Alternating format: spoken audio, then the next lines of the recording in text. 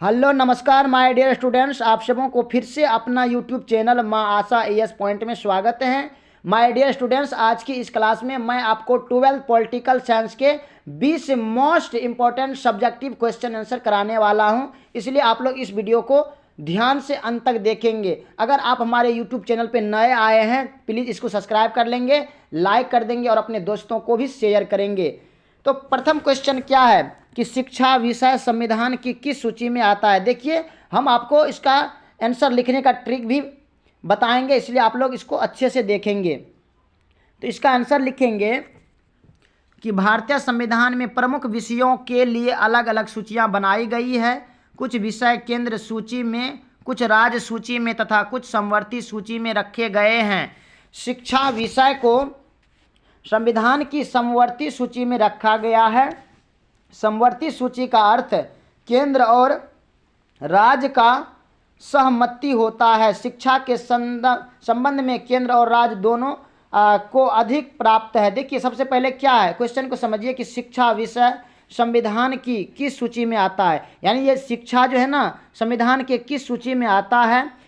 तो इसको कैसे लिखेंगे, सबसे पहले आपको जो है ना इसके हेडलाइन को, मतलब प्रथम लाइन को आपको अच्छा से याद कर लेना है। देखिए, कोई भी अगर एग्जामिनर आए, अगर कॉपी जांच करेंगे तो क्या लगता है आपको 20 से कोई लाइन पढ़ेंगे नहीं ना, तो सबसे पहले वो आपके फर्स्ट लाइन को पढ़ेंगे। अगर आप फर्स्ट लाइन को अच्छा से पढ़ लेते हैं तो समझिए आपका जो है ना पूरे चांस रहता है। अगर आपका 2 नंबर का क्वेश्चन है तो 2 नंबर आपको मिल सकता है, लेकिन अगर आप पहले ही गलत कर देंगे तो फिर आपको उसमें नंबर काट लिया जाएगा। इसलिए आप कम से कम कोशिश करें 1 से 2 लाइन कम से कम याद करने का। नेक्स्ट क्वेश्चन है कि राजनीतिक दल किस तरह सत्ता में भागीदारी करते हैं। राजनीतिक दल किस तरह सत्ता में भागीदारी करते हैं, तो राजनीतिक दल सत्ता में महत्वपूर्ण भागीदारी करते हैं। सत्तारूढ़ राजनीतिक दल मंत्रिमंडल में शामिल होते हैं तथा अपनी उपलब्धियों का जनता में प्रचार करते हैं। विपक्षी राजनीतिक दल सरकार की आलोचना करके महत्वपूर्ण मुद्दों पर सरकार का ध्यान आकृष्ट करके देश के विकास में अहम भूमिका निभाते हैं।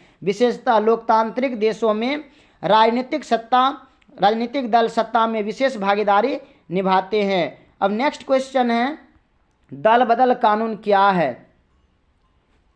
तो इसका आंसर लिखेंगे, जब कोई सांसद या विधायक राजनीतिक लाभ से प्रेरित होकर अपने दल को त्याग कर अन्य दल में शामिल हो जाता है तो इसे दल बदल का कृत्य समझा जाता है। इस परिपाटी को रोकने हेतु भारत में 2003 में संसद ने 51वां संविधान संशोधन कानून पास किया, जो मई 2004 से लागू हुआ। इस कानून में प्रावधान है कि दल बदल करने वाले को मंत्री पद अथवा अन्य कोई लाभ का पद नहीं मिल सकता है। देखिए, सबसे पहले क्या है क्वेश्चन, दल बदल है कि नहीं, दल बदल कभी की, यानी कि जब कोई विधायक क्या करता है, अपने जो पार्टी में पहले रहता है पार्टी को छोड़ करके दूसरे पार्टी में जाकर के मिलता है और वहाँ पे अपना शासन स्थापित करने का स्कीम लगाते हैं, उसको हम क्या कहते हैं, दल बदल कानून कहते हैं। देखिए, अब क्या हुआ, इसमें रोक लगा दिया गया। 2003 में इसका एक कानून बनाया गया जिसके तहत क्या करेगा, जो व्यक्ति दल बदल करेगा उस पर जो है ना कानून कार्रवाई भी किया जाएगा। नेक्स्ट क्वेश्चन है कि किसी राज्य के राज्यपाल की नियुक्ति कौन करता है तथा उनके कार्यकाल क्या है। इसका आंसर लिखेंगे, राज्यपाल राज्य का संवैधानिक प्रधान होता है। उनकी नियुक्ति केंद्रीय मंत्रिमंडल की अनुशंसा से राष्ट्रपति द्वारा की जाती है। राज्यपाल का कार्यकाल सामान्यतः 5 वर्ष का होता है, किंतु परिस्थितिवश इन्हें कभी भी पद मुक्त किया जा सकता है। किसी राज्य का महत्वपूर्ण पद राज्यपाल का पद है। राज्यपाल मंत्रिमंडल निर्माण में अहम भूमिका निभाता है। विधानसभा के बहुत दल के नेता को मंत्रिमंडल बनाने हेतु आमंत्रित करता है तथा पद एवं गोपनीयता की शपथ दिलाता है। नेक्स्ट क्वेश्चन है कि चिपको आंदोलन के परिणामों की विवेचना करें। तो इसका आंसर लिखेंगे, चिपको आंदोलन को सफल बनाने में महिलाओं ने महत्वपूर्ण भूमिका निभाई। महिलाओं ने संगठित होकर जंगल के अधिकारियों, राजनीतिज्ञों व ठेकेदारों के बीच के संबंधों को उजागर किया। इस आंदोलन के माध्यम से न केवल पेड़ों की अवैध कटाई के खिलाफ अभियान चलाया गया, बल्कि शराब की पूर्ति, महिलाओं पर शारीरिक व मानसिक अत्याचार, परिवार का आर्थिक संकट, दहेज व बेरोजगारी जैसे विषयों को भी उठाया। महिलाओं ने इस आंदोलन को इतना अधिक प्रभावकारी बनाया कि सरकार ने पेड़ों की कटाई को रोकने के लिए आदेश दिया व संबंध में भागीदारी कानून भी बनाया। इस प्रकार चिपको आंदोलन केवल एक विषय तक ही सीमित न रहकर ग्रामीण क्षेत्र से जुड़े अनेक विषयों को भी इस आंदोलन के साथ जोड़ दिया गया। महिलाओं ने इस आंदोलन के माध्यम से न केवल सरकार को इस संबंध में नीति बनाने के लिए मजबूर किया बल्कि ग्रामीण क्षेत्र का विकास व सुधार भी किया। देखिए, अगर आपको 2 नंबर में ये क्वेश्चन पूछा जाएगा तो फिर आप क्या करेंगे, 2 से 3 लाइन 4 लाइन बस आपको लिख देना है। लेकिन अगर आपको लॉन्ग क्वेश्चन अगर पूछा जाए, लॉन्ग क्वेश्चन, तो फिर आपको ये सभी पॉइंट आपको नोट करना पड़ेगा। देखिए, 1-2 बार अगर आप वीडियो देख लेते हैं तो इसका आपको 50 से 70% आपको याद हो जाएगा। और आप अगर 2 लाइन याद किए रहते हैं तो फिर ये सभी आप मैचिंग करके आप लिखेंगे, बस हो गया। आप तो हूबहू तो लिख सकते नहीं है ना, इसलिए आप जितना पढ़े होंगे उसके बेस पर आप लिखेंगे। इसलिए आप कॉपी और कलम के साथ लिखने का प्रयास करें। नेक्स्ट क्वेश्चन है कि हरित क्रांति क्या है। भारत में 1960 के दशक में खाद्य संकट से निपटने के लिए कुछ नए उपायों का सूत्रपात किया गया, जिसमें से एक थी हरित क्रांति। हरित क्रांति का अर्थ था विज्ञान, तकनीकी, रासायनिक खाद, उन्नत बीजों का प्रयोग करके अन्न उत्पादन को बढ़ाना। 1960 के दशक में हो रहा भारत में हरित क्रांति का सूत्रपात किया गया। इसका प्रयोग पहले केवल उन राज्यों में किया गया जो पहले से ही अपेक्षाकृत संसाधन करने वाले राज्य थे। इन राज्यों में हरियाणा, पंजाब व उत्तर पश्चिमी उत्तर प्रदेश के क्षेत्र थे। निश्चित रूप से हरित क्रांति से अन्न पैदावार में बड़ी क्रांति आए। नेक्स्ट क्वेश्चन है कि अयोध्या विवाद और समाधान पर संक्षिप्त टिप्पणी लिखे। तो राज जन्मभूमि पर बाबरी मस्जिद का होना भी अयोध्या विवाद है। अयोध्या में बाबरी मस्जिद का निर्माण 1528 ईस्वी में बाबर के चहेतों ने भगवान राम के मंदिर को तोड़कर करवा दिया था। हिंदुओं के लिए यह आस्था का विषय था जो 500 सालों से चल रहा था। मुख्यतः यह विवाद 1857 के स्वतंत्रता विद्रोह के बाद विशेष रूप से उजागर हुआ, किंतु अब यह विवाद सुलझ गया। सुप्रीम कोर्ट ने 9 नवंबर 2019 को निर्णय दिया कि राम मंदिर का निर्माण मस्जिद के स्थान पर ही होगा। साथ ही सरकार ने 5 एकड़ जमीन मस्जिद बनाने के लिए अयोध्या में ही किसी अन्य जगह देगी। नेक्स्ट क्वेश्चन है कि प्रदूषण के विभिन्न प्रकारों का वर्णन करें। तो क्या लिखेंगे, प्रदूषण के विभिन्न प्रकार निम्नलिखित है। बहुत इंपॉर्टेंट क्वेश्चन है ये। तो लिखेंगे प्रथम वायु प्रदूषण, वातावरण के रसायन और अन्य सूक्ष्म कणों का वायु में मिश्रण को। नेक्स्ट क्वेश्चन है जल प्रदूषण, जल में अनौपचारिक घरेलू सीवेज और क्लोरीन जैसे रासायनिक प्रदूषणों वायु प्रदूषण कहते हैं। प्रदूषणों को वायु प्रदूषण कहते हैं। नेक्स्ट इसका है, देखिए थोड़ा टाइपिंग में मिस्टेक हुआ है। ध्वनि, देखिए 2 या 3 पॉइंट आपको नोट करना है। ध्वनि प्रदूषण क्या है, अत्यधिक शोर जिससे हमारी दिनचर्या बाधित हो और सुनने में अप्रिय लगे उसे हम ध्वनि प्रदूषण कहते हैं। चौथा है भूमि प्रदूषण क्या है, ठोस कचरे के फैलने और रासायनिक पदार्थों के रिसाव के कारण भूमि में प्रदूषण फैलता है। नेक्स्ट क्वेश्चन है एक दलीय प्रभुत्व का अर्थ क्या है। तो एक दलीय प्रभुत्व का अर्थ है लंबे अंतराल तक देश में किसी एक राजनीतिक दल का ही शासन रहना। 1885 में कांग्रेस के गठन के बाद से ही कांग्रेस का राष्ट्रीय राजनीतिक पर प्रभुत्व रहा जो 1952 में संपन्न हुए प्रथम चुनाव से लेकर 2009 में हुए चुनावों तक देखा जा सकता है। नेक्स्ट क्वेश्चन है वैश्विक तापमान क्या है। तो आसान शब्दों में समझे तो वैश्विक तापमान का अर्थ है पृथ्वी के तापमान में वृद्धि और इसके कारण मौसम में होने वाले परिवर्तन। पृथ्वी के तापमान में हो रहे इस वृद्धि जिसे 100 सालों से औसत तापमान पर 1 डिग्री फ़ारेनहाइट आंका गया है के परिणाम स्वरूप बारिश के तरीकों में बदलाव, हिमखंडों और ग्लेशियरों के पिघलने, समुद्र के जलस्तर में वृद्धि और वनस्पति तथा जंतु जगत पर प्रभावों के रूप में सामने आ सकता है। तो माय डियर स्टूडेंट्स, हमने अभी तक में 10 मोस्ट इम्पॉर्टेंट क्वेश्चन को करवा दिए हैं। अब 10 इंपॉर्टेंट क्वेश्चन और करवाएंगे। अगर अभी तक आपने हमारे यूट्यूब चैनल को सब्सक्राइब नहीं किए हैं तो प्लीज़ इसको सब्सक्राइब कर देंगे और अपने दोस्तों को भी शेयर कर देंगे। देखिए, इससे पहले हमने पार्ट 1 और पार्ट 2 का क्वेश्चन आंसर डाले हैं। अगर आपने वो वीडियो नहीं देखे हैं तो प्लीज़ आप जाकर देखेंगे। इससे पहले हमने मॉडल सेट का डाले हुए हैं, आप जाकर के। अब है भारतीय राजनीतिक में जाति की भूमिका क्या है। तो भारत में केंद्र तथा राज्यों की राजनीतिक में जातीयता का बोलबाला एक निर्धारक तत्व रहता है। जातीयता की भावना बड़े पैमाने पर आज दल बदल को प्रभावित कर रही है। जातीयता की इस संकीर्ण भावना ने राजनीतिक को अपवित्र कर दिया है। मुख्यमंत्रियों और यहाँ तक कि प्रधानमंत्री को भी जातीयता के संदर्भ में देखा जा रहा है। आज यह बात महसूस की जा रही है कि व्यक्ति चाहे किसी भी राजनीतिक दल या समूह में क्यों न हो, लेकिन जातीयता का सामूहिक भावना के कारण वे आज एक हो जाने को तत्पर हो जाते हैं। बिहार की राजनीति के उदाहरण के रूप में ले सकते हैं। जब श्री कर्पूरी ठाकुर बिहार के मुख्यमंत्री थे, वे काफ़ी विरोधों के बावजूद पिछड़े वर्ग को आरक्षण दे रहे थे। तब रामलखन सिंह यादव सहित सारे सामूहिक सदस्य उनको अपना नेता मानते थे। अतएव जातीय तथा सामूहिक भावना दल बदल को प्रोत्साहित करती है। इसी आधार पर आज भारत में अनेक राजनीतिक दल और नेता हो गए हैं। नेक्स्ट क्वेश्चन है कि भारत में दलीय व्यवस्था पर टिप्पणी लिखे। तो इसको लिखेंगे, मनुष्य के उस संगठन को राजनीतिक दल कहते हैं जिसमें वे अपने सम्मिलित प्रयत्न द्वारा किसी ऐसे सिद्धांत पर राष्ट्रीय हितों में अभिवृद्धि करने हेतु संगठित होते हैं जिनके विषय में वे सहमत हैं।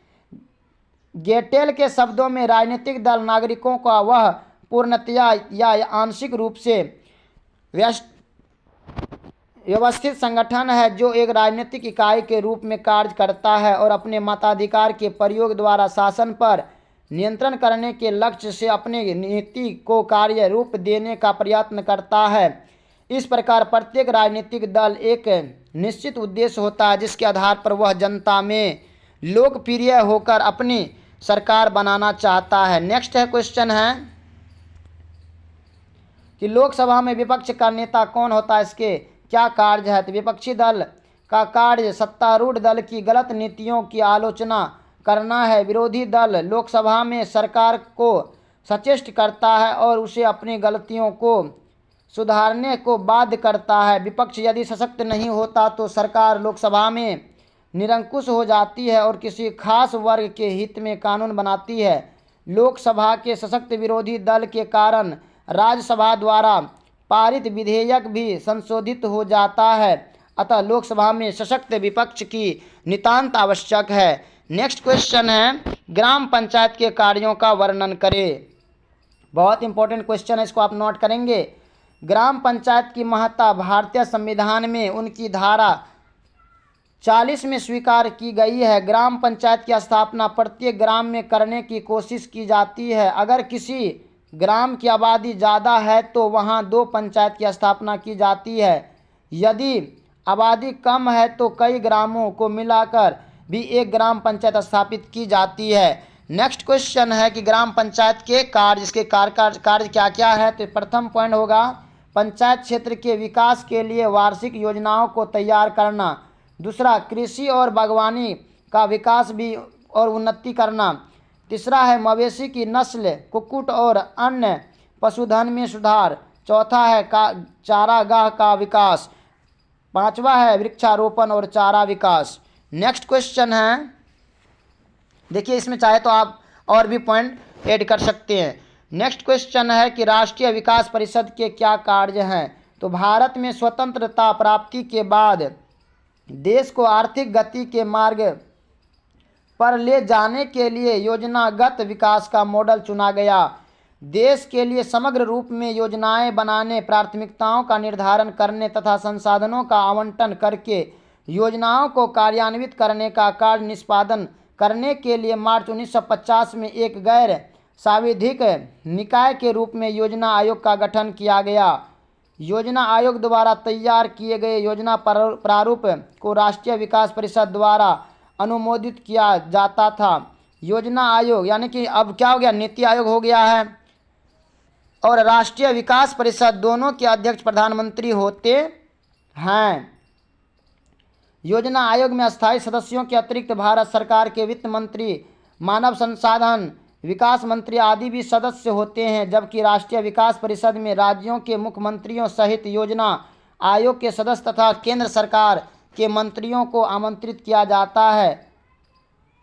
नीति योजना आयोग द्वारा तैयार किए गए प्रस्तावों को अंततः राष्ट्रीय विकास परिषद द्वारा अनुमोदित किया जाता है। देखिए आप जो है ना, इसको एक दो बार अगर आप देखेंगे तो फिर आपको ये समझ में लगने लगेगा और आपको ये आसान लगेगा। वैसे शुरुआत में तो बोझा लगवे करता है ना, इसलिए आपको घबराना नहीं, एक दो बार करके धीरे धीरे करके आपको देखना है। नेक्स्ट है कि राष्ट्रपति की आपातकालीन शक्तियां बताएं। तो कार्यपालिका, वित्तीय, व्यवस्थापिका तथा न्यायिक अधिकारों के अतिरिक्त राष्ट्रपति को आपातकालीन संबंधी महत्वपूर्ण अधिकार प्रदान किया गया है। वह निम्नांकित 3 परिस्थितियों में आपातकालीन घोषणा कर सकते हैं। कहते सरकार जो है ना 3 स्थितियों में घोषणा कर सकते हैं। प्रथम है युद्ध या बाह्य आक्रमण तथा आंतरिक अशांति, युद्ध या बाह्य आक्रमण तथा आंतरिक अशांति या उनका खतरा होने पर। दूसरा, राज्यों में संवैधानिक तंत्र के विफल होने पर। तीसरा, आर्थिक या वित्तीय संकट आने पर। उपर्युक्त वर्णित कुछ महत्वपूर्ण अधिकार भारत के राष्ट्रपति को संविधान द्वारा प्रदान है, जो इन्हें अमेरिका राष्ट्रपति की भांति देश का वास्तविक शासक बनाने में मदद करता है। नेक्स्ट क्वेश्चन है कि न्यायिक पुनरावलोकन क्या है। न्यायिक पुनरावलोकन क्या है? तो इसका आंसर लिखेंगे कि न्यायिक पुनर्विलोकन का तात्पर्य संविधान की सर्वोच्चता और सर्वोच्च न्यायालय द्वारा उनकी सर्वोच्चता की रक्षा करने की व्यवस्था से है। यदि संघीय या राज्य विधानमंडलों द्वारा संविधान का अतिक्रमण किया जाता है, अपनी निश्चित सीमाओं के बाहर कानूनों का निर्माण किया जाता है या मौलिक अधिकारों के विरुद्ध कानूनों का निर्माण किया जाता है, तो संघीय या राज्य विधानमंडल द्वारा निर्मित ऐसी प्रत्येक विधि अथवा संघीय या राज्य प्रशासन द्वारा किए गए ऐसे प्रत्येक कार्य को सर्वोच्च न्यायालय अवैधानिक घोषित कर सकता है। सर्वोच्च न्यायालय की इस शक्ति को ही न्यायिक पुनरावलोकन की शक्ति कहा जाता है। राज्यों के संबंध में इस शक्ति का प्रयोग संबंधित उच्च न्यायालय के द्वारा किया जा सकता है। नेक्स्ट क्वेश्चन है, और इसमें आप ये भी पॉइंट नोट कर सकते हैं। नेक्स्ट क्वेश्चन है कि संघ केंद्र शासित क्षेत्र क्या है। संघ शासित क्षेत्र आप लोग जानते होंगे। आप हमें बताएंगे कि भारत में कितने राज्य और कितने केंद्र शासित प्रदेश है। तो इसका आंसर लिखेंगे कि भारत सरकार ने 1956 में राज्य पुनर्गठन कानून पारित किया। आयोग द्वारा की गई सिफारिश में थोड़ा हेरफेर कर भारतीय संसद ने 31 अगस्त 1956 ईस्वी को राज्य नगठन अधिनियम पारित किया। इसे उसी साल के 1 नवंबर को लागू किया गया। इसे प्रभावित करने के उद्देश्य से संविधान में कुछ संशोधन किए गए। इस संविधान द्वारा समस्त भारतीय क्षेत्र को कॉमनवेल्थ 2 प्रकार के इकाइयों में विभाजित किया गया। इसे राज्य और संघ या केंद्र द्वारा शासित क्षेत्र की संज्ञा दी गई। अतः संघ शासित क्षेत्र भारत के संघीय प्रशासनिक ढांचे की एक उप राष्ट्रीय प्रशासनिक इकाई है, जिसमें भारत सरकार का शासन होता है। भारत में कुल 7 संघीय क्षेत्र है। देखिए अभी वर्तमान में कितना है, 9 केंद्र शासित प्रदेश है ना अभी। और प्रथम इसमें दिया हुआ है अंडमान निकोबार द्वीप, दिल्ली, चंडीगढ़, दमन द्वीप, पंडिचेरी, दादरा नगर हवेली तथा लक्षद्वीप। इसमें और आपको जम्मू कश्मीर 9 अभी जो है वर्तमान में, टाइपिंग मिस्टेक हुआ है, 9 है। अच्छा देखिए नीचा में है ना यहाँ पे जम्मू कश्मीर तथा लद्दाख वर्तमान में केंद्र शासित बन गए हैं, यानी कि 9 हो गया जम्मू कश्मीर और लद्दाख। नेक्स्ट हैं कुल संघीय क्षेत्रों में विधानसभा की व्यवस्था और उनमें संसदीय प्रकार की कार्यपालिका की व्यवस्था है, जैसे कि पांडिचेरी में। अब दिल्ली में भी विधानसभा व्यवस्था कर दी गई है। अब नेक्स्ट क्वेश्चन है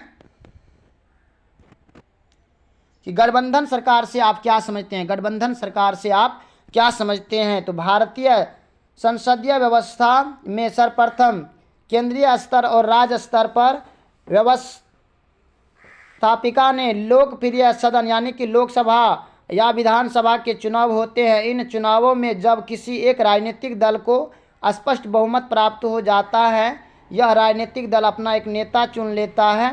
जब राज्य का प्रधान यानी कि राष्ट्रपति एवं राज्यपाल बहुमत दल के को प्रधानमंत्री या मुख्यमंत्री पद पर मनोनीत करता है तथा मंत्रिमंडल के गठन के साथ एक दलीय सरकार का गठन हो जाता है।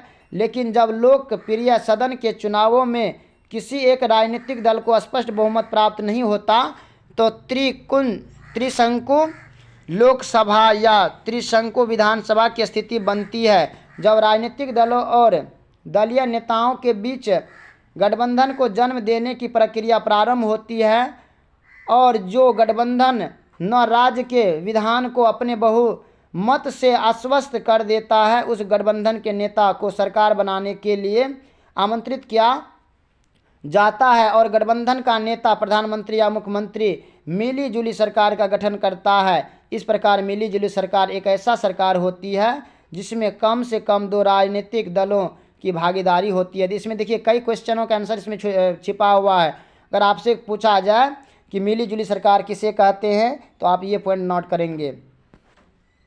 ऐसी सरकार होती है जिसमें कम से कम दो राजनीतिक दलों का भागीदारी होती है। अब नेक्स्ट है और अंतिम क्वेश्चन है जो बहुत इंपॉर्टेंट है कि गुट निरपेक्षता संबंधी भारतीय नीति क्या है। तो इसका आंसर लिखेंगे भारत की विदेश नीति का एक मूल सिद्धांत गुट निरपेक्षता है। इसका अर्थ है कि भारत अंतर्राष्ट्रीय विषयों के संदर्भ में अपनी स्वतंत्र निर्णय लेने की नीति का पालन करता है। सारा विश्व 1991 तक दो गुटों में विभाजित था, एक अमेरिकी गुट तथा दूसरा सोवियत संघ के नेतृत्व में साम्यवादी गुट। भारत ने स्वतंत्रता प्राप्ति के बाद अपनी विदेश नीति में गुट निरपेक्षता के सिद्धांत को अत्यधिक महत्व दिया। गुट निरपेक्ष आंदोलन को जन्म देने तथा उसको बनाए रखने में भारत की महत्वपूर्ण भूमिका रही है। 1961 से लेकर 24 फरवरी 2003 द्वारा इसके शिखर सम्मेलन यानी कि कुआलालंपुर तक भारत ने इसको बराबर सशक्त बनाए रखने का प्रयत्न किया है। भारत प्रत्येक अंतर्राष्ट्रीय समस्या का समर्थन या विरोध उसमें निहित गुण और दोषों के आधार पर करता रहा है। भारत ने यह नीति अपने देश की राजनीतिक, आर्थिक और भौगोलिक स्थितियों को देखते हुए अपनाई है। स्वतंत्रता प्राप्ति के बाद ही भारत को अमेरिकन तथा पूर्व सोवियत संघ के गुटों ने अपनी ओर आकर्षित करने तथा अपने गुट में शामिल करने का प्रयास किया, परंतु भारत किसी भी गुट में शामिल नहीं हुआ। तो माय डियर स्टूडेंट्स, हमने 20 मोस्ट इम्पॉर्टेंट क्वेश्चन को सॉल्व किए हैं। देखिए इसमें क्या है, आपके बिहार बोर्ड में जो क्वेश्चन पूछते हैं ना वो सिंपल सा क्वेश्चन पूछते हैं। हम लोगों को लगता है कि बहुत टफ क्वेश्चन पूछा गया है। देखिए एक ही क्वेश्चन को कई तरीक़ा से पूछा जा सकता है। जैसे कि आपका घर का नाम कुछ और होगा और आपका कॉलेज का नाम कुछ और होगा, आपके स्कूल का नाम कुछ और रख देता है ना मित्र लोग। इसी टाइप से समझिए क्वेश्चन भी पूछा जाता है। इसलिए आपको घबराना नहीं है, बल्कि आपको अभी से मेहनत करके मेहनत में लग जाना। अगर आप मेहनत से पढ़ाई करते हैं तो ज़रूर आपका रिजल्ट बेस्ट होगा। तो आप हमें बताएंगे कि ये वीडियो आपको कैसा लगा। अगर आपको थोड़ा सा भी अगर अच्छा लगा होगा तो आप हमारे YouTube चैनल को प्लीज़ सब्सक्राइब करेंगे, लाइक कर देंगे और हमें कमेंट में बताएंगे कि सर जी मुझे ये वीडियो अच्छा लगा या किस टाइप से लगा, आप हमें बताएंगे। बाकी thanks very much, all the best. फिर मिलते हैं आगे की वीडियो में, तब तक जय हिंद।